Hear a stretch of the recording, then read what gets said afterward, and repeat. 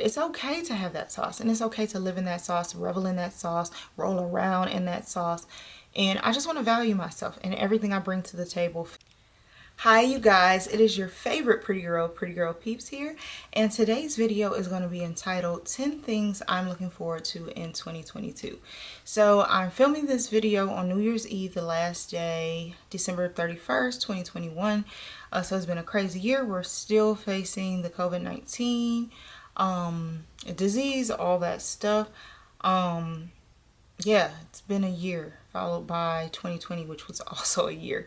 So I just kind of wanted to make a very quick video and just talk about like 10 things I'm looking forward to. So I took notes, so I'm going to pull those up. So one thing that I'm looking forward to is just being alive. That's not, so number one is just being alive. So when I say being alive, I mean being present, being thankful, being in the moment, being happy to be here, living day by day, not just living to exist, but existing to live. So fulfilling my purpose in God, fulfilling my purpose in life, in my marriage, in motherhood, in every area of my life, I want to be alive in 2022. And just, you know, I spoke about the COVID-19 just to also just celebrate being alive. There's so many people we've lost. There's so many people who are afflicted right now. The new Omicron variant is going around, and so many people I know are sick. So just thanking God for health as well, because health is wealth. We talk about money a lot, but health is wealth as well. Something number two is to be closer to God. There's so many things I can work on in that arena. I haven't been going physically to church, which is something that's always been super important to me. So just making sure that I stay on it, whether it's going to virtual church more often.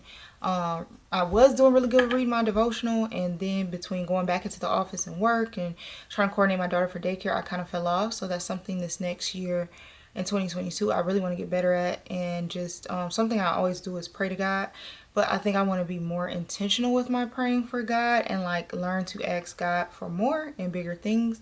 We have not because we ask not, and just really learning to trust in God. I think with me having anxiety, I'm fearful sometimes with certain things, and I have so much faith in God, and I think I have to learn to become so close to Him that I know when it's my trauma speaking and when it's my anxiety speaking, and when it's truly like a time to be cautious, and when it's truly a time to just trust and lean and depend on God. And that's something I want to work on. So number three is to be a better mommy. So it's really hard being a first time mom because you have nothing to gauge it against. You have nothing to measure it against in a sense. But that's something that I do want to work on is just becoming a better mommy, becoming more present. I do a lot of research sometimes, even in the moment, and just being present and just knowing it's okay if things go wrong. It's okay, you know, but the biggest thing that she needs is a mom, a healthy mom, mentally, physically, mentally, emotionally, all that. She needs a healthy mom who's there to talk to her, to be there for her, and to let her know that I'm here. And just working on my patience. Sometimes my patience can run so low with a toddler, so that's something that I want to work on. And again, I'm just kind of breezing through these because I don't want this to be a long video. Number four kind of ties into that, and that's to take better care of myself. I used to be so into the gym. I was in the gym up until the day before I went to labor with my daughter Melanie, and that used to be my thing. And when COVID hit, I tried the home workouts. I tried working out outside. Like when it's warm outside, I can work out outside. But you know, we live in Michigan, so most of the time it's cold here. But next year, I really want to take care of myself better physically, get some more workouts in, even if it's in the basement gym my husband has created. Eating better. Now that I'm back at work, I snack so much. Being downtown in a major city, a college town, that is so hard to find healthy and good food alternatives, and that's something that I need to work on for next year. That's again touching back to the first point, which is health is wealth. Need to work on that.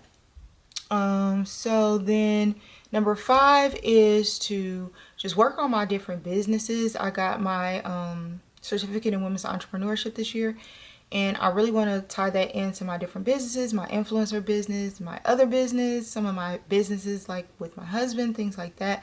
I really want to apply it to those things. So that's just something I want to be more consistent with. I want to really buckle down and tie these things all together. Number 6 is to be more consistent. So that's with working out, with YouTube, that's with TikTok, with everything, with work, with everything. I just want to be more consistent. Number 7 is to just value myself. I think sometimes when you're living inside your own body, you criticize yourself a lot and you don't see all of the great things or the good things that you do and you bring to your table. And that's something I think next year I'm going to really value myself and put myself up on a pedestal. That's something I used to do, especially like in college. Like my self-esteem in college was just so, I missed that girl so much. And I think I lost that along the way, you know, working in corporate America, you know, all the other things, obstacles along the way and becoming a mommy. I think I lost that. And I never lost my sauce. I just lost the ability to see that it's okay to have that sauce and it's okay to live in that sauce, revel in that sauce, roll around in that sauce. And I just want to value myself and everything I bring to the table, physically, mentally, emotionally, intelligently. I just want to revel in that. Look in the mirror and say, "You the shit, girl," when I wake up in the morning, and just revel in that. So that's something I definitely want to do in 2022. And I'm trying to think what number I'm on. 1, 2, 3, 4, 5, 6, 7.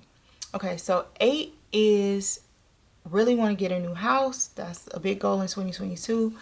I love the house we're in right now. It's been our starter house. You know, this is the house we created our family in, the house we got married in, the house, you know, we've got new cars and different things in. And it's such a beautiful home, but we've kind of outgrown it. So that's a goal next year, is to get our ish together and hopefully get a new house. We know the area we want to stay in. We know darn near the exact house we want. It's just, you know, next year we're going to have to put that into play, be serious, be disciplined. You know, that's something that this pandemic really taught us, is to save and to sit our arses down sometimes, because we used to be on the go all the time, and now we have more time to really enjoy our home. And I think that's something that made us realize that we do want a new house. I think when you're always on the run or you're always having people in and out of your house, it's hard to really look and see like, oh, I love that, but I would like this better. Oh, I love that, but we need to do this a little bit differently. So I value the pandemic for that. And then speaking of pandemic, I really want to save money. I saved a lot of money, but I want to save even more next year. That's a big goal of mine, is to save money and to have some play money. You know, and I think that's going to boil down to focusing on those businesses. That's going to boil down to asking for a raise in my career, you know, trying to move up in my career. All those things are going to equate to making more money, which will help me save more money. And then my last and final goal of 2022, and I have a lot of goals, but these are just 10 that pop into my mind that I really, really want to work on, that I want to be intentional about working on, is to love on my husband and my family more. So my husband specifically, you know, when you have kids, it gets hard to, you know, just be partners and to be like lovers, because you're parents now. And I really want to be more intentional about our relationship.